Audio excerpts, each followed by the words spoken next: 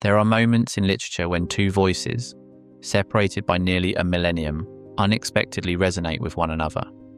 Jehuda Halevi, the medieval poet-philosopher from Al-Andalus, and Hendrik Marsman, the modernist vitalist of the interwar period, seem at first glance to have nothing in common. One writes from the diaspora about Zion as a spiritual centre. The other sings of Holland from a life of wandering across Europe. And yet, when you place their poems side by side, a subtle kinship emerges that lies not in theme or worldview, but in the structure of desire itself. For Halevi, the longing for Zion is a movement that always points forward. His famous line, that his heart is in the east while he resides in the west, is not a melancholic sigh, but an inner orientation. For him, Zion is not a memory but a promise, a place where history, holiness, and identity converge. His nostalgia is future-oriented.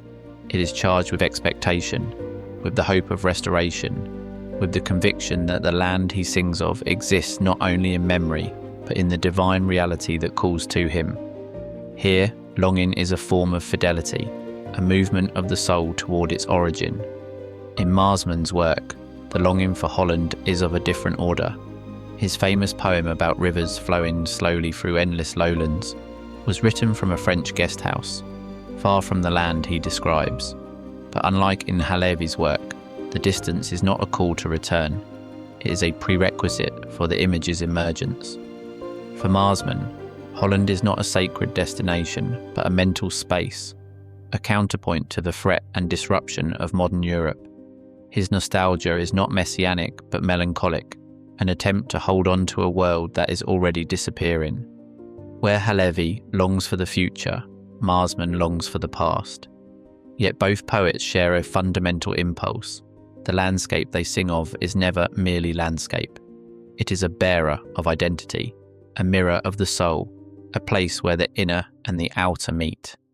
Halevi's Zion is a theologically charged topography, a place where God and history interpenetrate.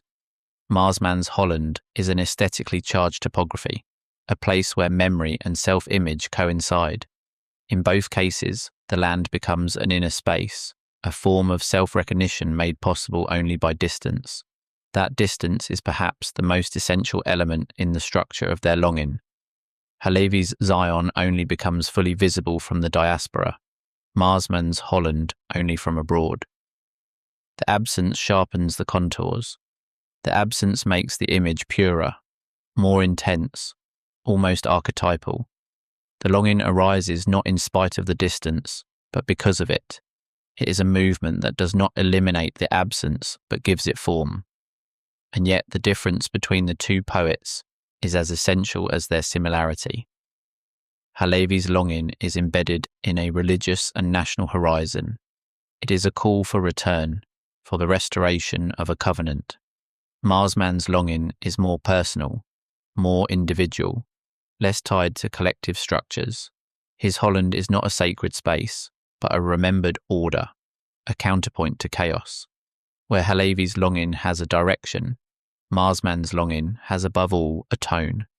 Perhaps that is precisely what makes this comparison fruitful. That two such different poets show that longing is always a dual movement.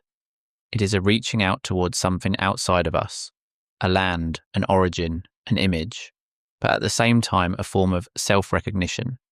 The land one sings of is never merely a geographical place, and it is an inner space in which the poet finds, or conversely loses himself. Halevi finds in Zion the promise of a future. Marsman finds in Holland the echo of a past. But both show that longing is not simply an emotion, but a structure, a way in which humans relate to what transcends them. In that sense, Halevi and Marsman meet in a paradox. The land they sing of is at once near and unreachable, familiar and strange, present and absent. It is precisely in that tension that their poetry finds its power.